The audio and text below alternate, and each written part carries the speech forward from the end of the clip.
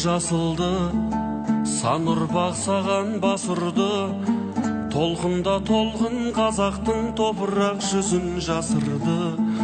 Өткізіп қилы ғасырды, ырысым жатқа шашылды.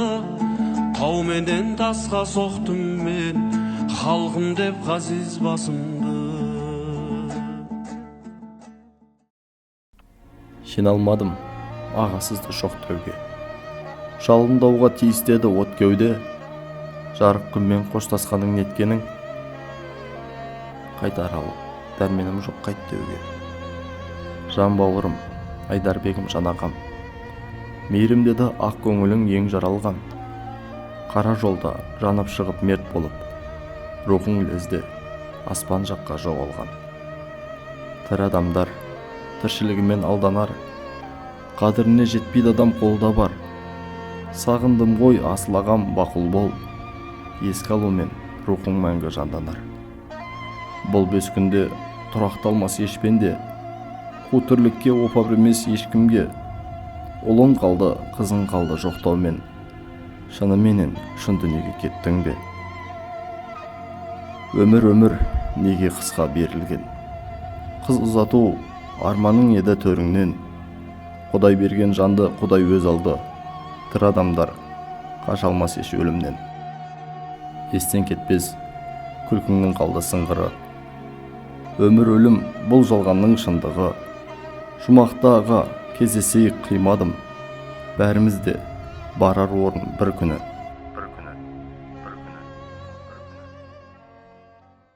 Мырзашөлдей мақталы, Олмақтағы үздік шыққан, халықтың қаймақтарының бірі атанған Төреханов Айдарбек Жұмаханұлы 1974 жылы 30 наурыз күні Мақтаарал ауданы Қазыбек би селолық округінде дүниеге келген азаматтардың бірегі еді.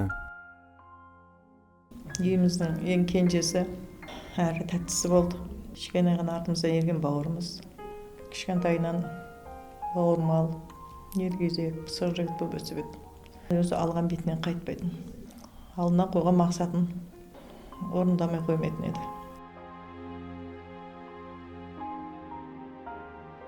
1981 жылы мектеп табалдырығын алғаш аттаған бала Айдарбек 1991 жылы Калинин атындағы мектептің түлегі болып, мектепті үздік бітірді. Тапқырлығымен көзге түсіп, ұстаздардың сүйікті шәкірттерінің бірі болды. Зейінді шәкірт мектеп бітірген соң Алматы қаласындағы энергетика институтына оқуға түсіп, үлкен қалаға арман қуып келеді.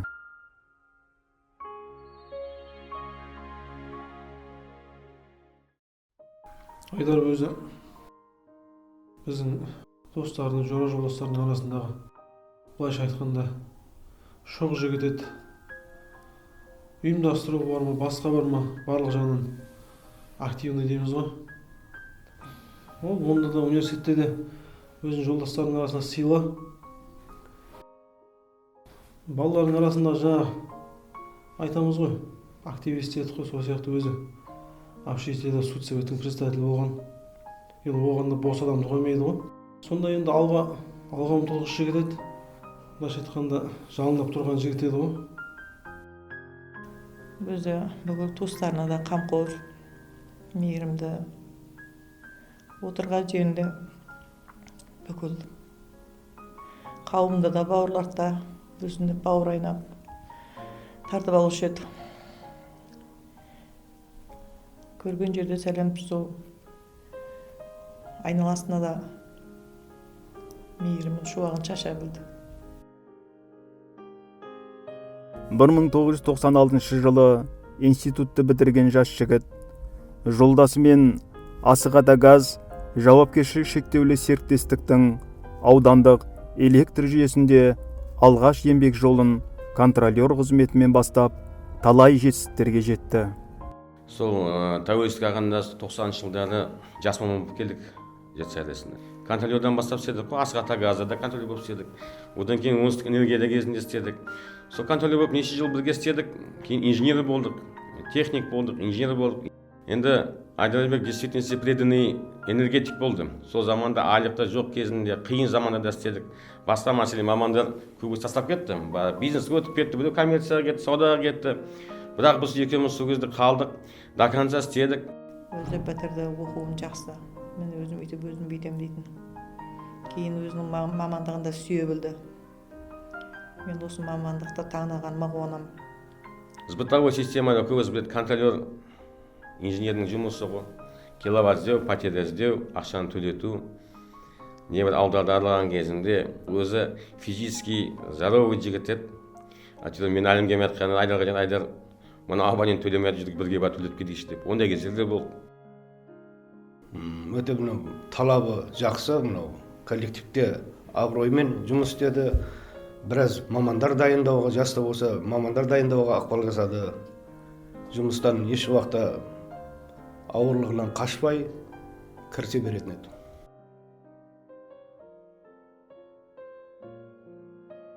Айдар бұл бір тума жігіт еді дүниеге келген. Ақ көңіл сондай, кішіпейіл, жаңағы.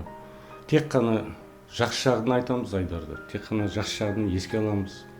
Қысқа ғана өмір сүрсе де, бірақ қаншама жолдас артты, туысқан артты. Отырған жердің гүлі тұғын. Бәріміз ақақалап күліріп. Біз келді дегеннен келеді дағын отырып әңгімесін айтып жаңа. Әңгемесін айтып. Отырған жері жүдә өте қызық болады. Оны қызықтырып, үнемі адам көңіл көтеріп, күлдіріп, Айдар туралы жақсы жағын айта берсе, ақ көңіл, албырап қалған жаңағы. Әрдайым қолынан келгенше әйтеуір жұртқа жәрдем берсе дейтін.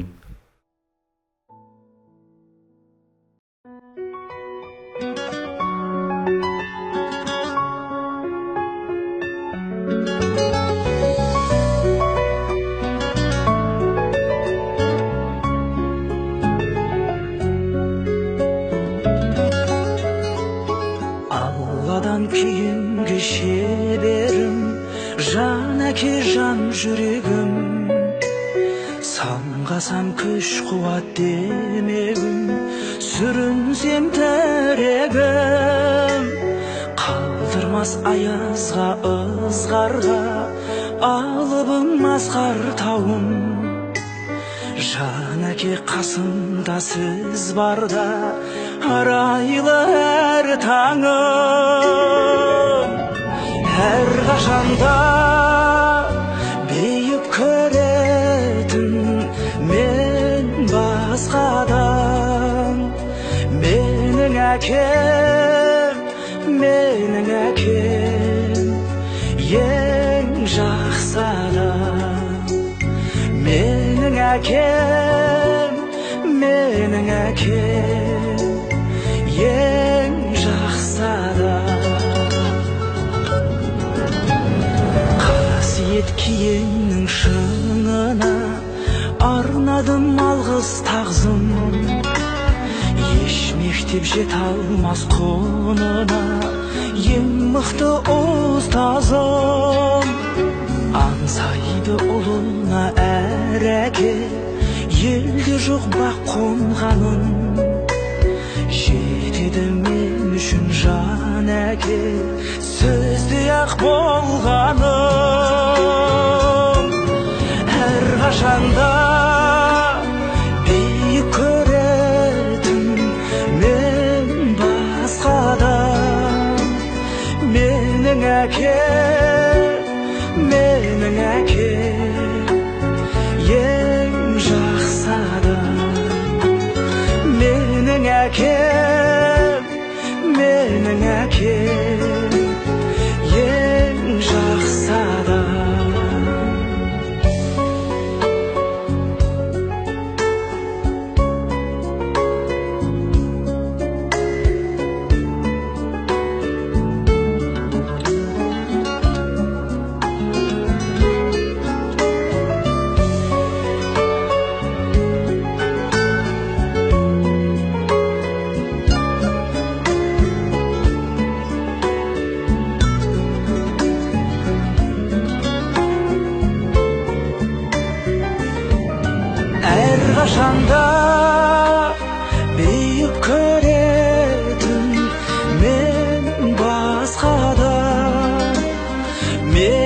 әкем, менің әкем, ең жақсы адам. Менің әкем, менің әкем, ең жақсы адам.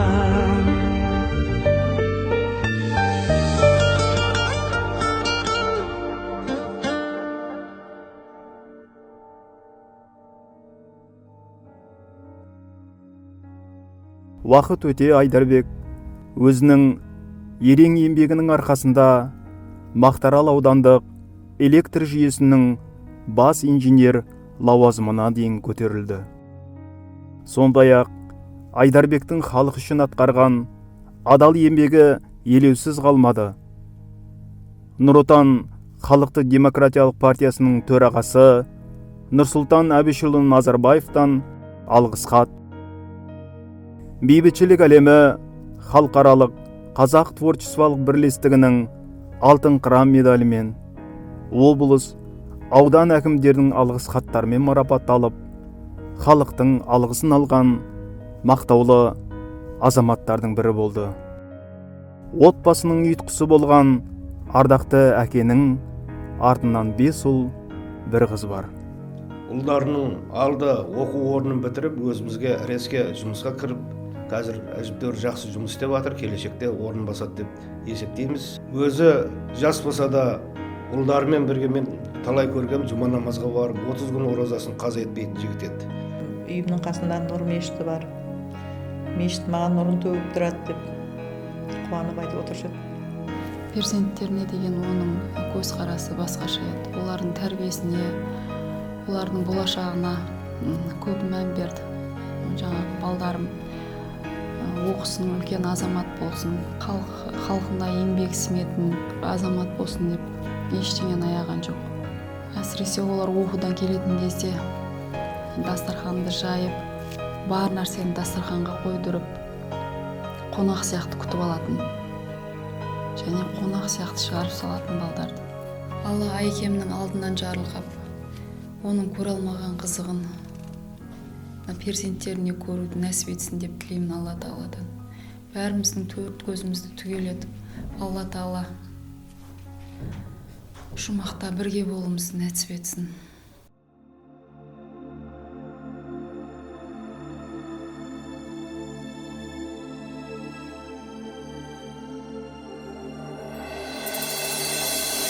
Тәп-тәтті тілің, анамның үні, біз бүлдіршін жақсылыққа сенер.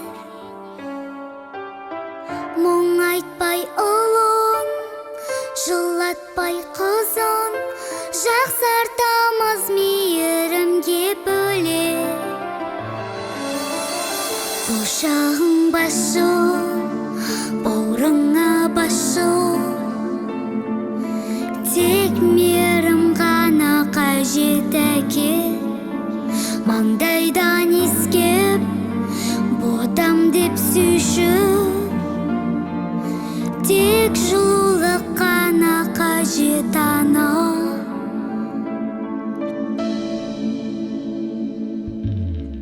Қошып сүй қолда, жылу бер қорға, бөбегіне керегі де солар. Жетім үйінде күтпесін өктіп, ата-анасын сәби уақыт санап. Құшағың басшы, бауырыңа басшы, тек мейірім ғана